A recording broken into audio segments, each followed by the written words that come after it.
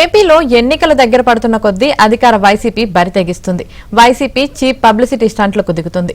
మంచాన పడిన వృద్ధులు, రోగులను సచివాలయంకు తీసుకువచ్చి వీడియో షూట్ చేస్తుంది. నీలి మీడియా, కూలి మీడియా, రోత పత్రిక, రోత ఛానల్లో వేసేందుకు అరేంజ్డ్ డ్రామా ఆడుతున్నారు.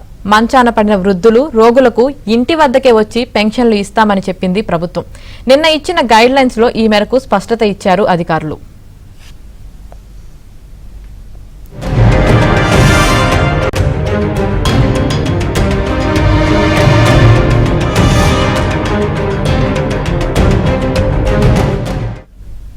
అయినా సరే వృద్ధులు, రోగులను మంచం మీద సచివాలయంకు తీసుకువచ్చి నానా హంగామా చేస్తుంది నీలి మీడియా, కూలి మీడియా. వారికి వంత పాడుతున్నారు వైసీపీ నేతలు. ఇలాంటి డ్రామాలు జిల్లాల్లో కొన్ని ప్రాంతాల్లో ఏర్పాటు చేయాలని వైసీపీ కీలక నేతలు ఆదేశించినట్లు తెలిసింది.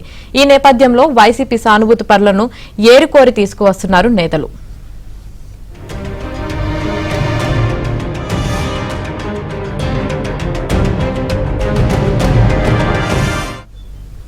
మరోవైపు నిన్న సెక్యూరిటీ బాండ్ల వేలం ద్వారా 4,000 కోట్ల రూపాయల రుణం తెచ్చింది ఏపీ ప్రభుత్వం.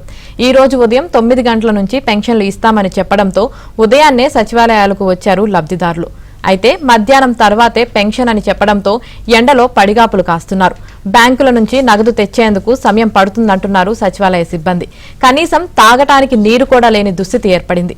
డబ్బు లేకుండా ఉత్తర్వులు ఎలా ఇచ్చారని ప్రశ్నిస్తున్నారు పెన్షన్దారులు.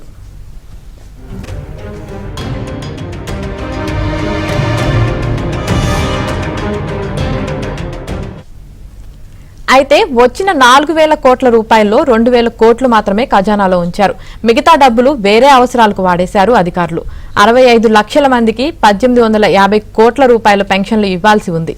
ఈ డబ్బు కూడా లేకనే గత నెల 28నే ఏప్రిల్లో పెన్షన్లు 3వ తేదీన ఇస్తామని పేర్కొంది ప్రభుత్వం.